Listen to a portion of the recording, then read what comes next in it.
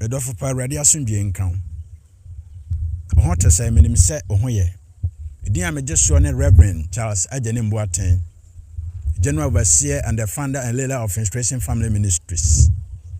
Edofo pa be pese yetu ye ho fo na ye say ho nkran e wa asemi mu. Say comply to the orders of Christ.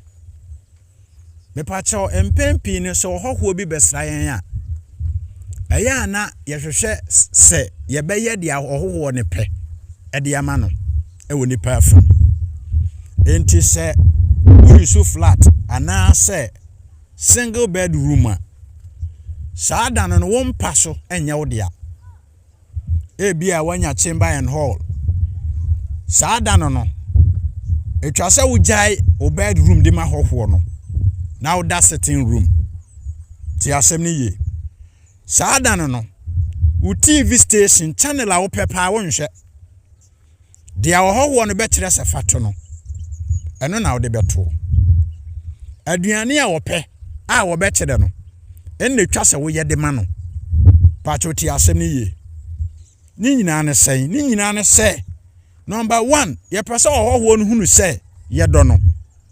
Number 2, etwa say ohoho no ye ma ne hunu say osom ye bo. Number 3, etwa say ye ma ohoho no hunu say sra wo besra ye no ye ni je ho. But what you say?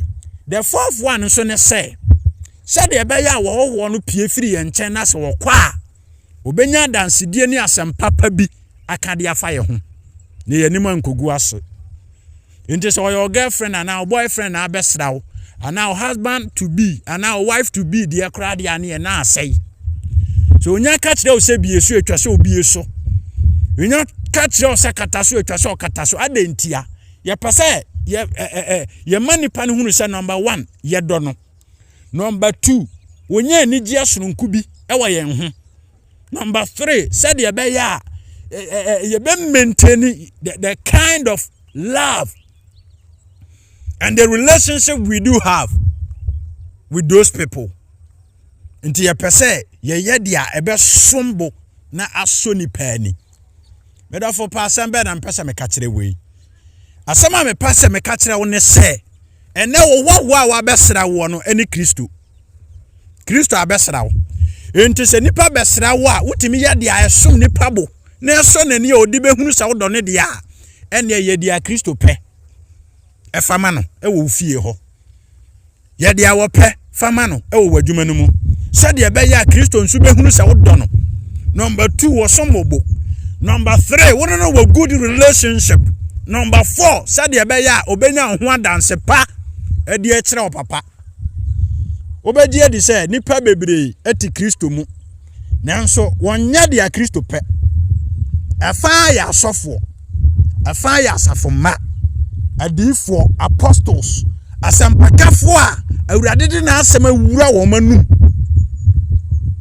wasoma won se wonni dwumadie son bi ma no ti asem ni yo wo montumi nya dia Kristo pe because of nipa yes se nipa ni ma dom ne nipa mo a eno na ama wanya problem no eno na ama woni me anya problem no ti asem ni ye se Kristo wa brabom na se woni Kristo na nam ampa de a mani hunu se osomobo mani hunu se wodo no sa de be ya obenya ho adanse pa na afi woni no ayonkofa no awie mu die se na osi bo obrafa se na osi ye Kristo se na Kristo nso betumi akade afa wo ho se Kristo hunu se wodo no at the same time wo ya de awope. At the same time, oye wo japade kese a aka wo wiase a ono nso nto won twene da nso hwe na obeyi wo firim ye bese se obedwiregu ye bobo po obesane ye besuma nenso obese no enema Kristo nso mobo wate nya sra wa besra wi ye de awope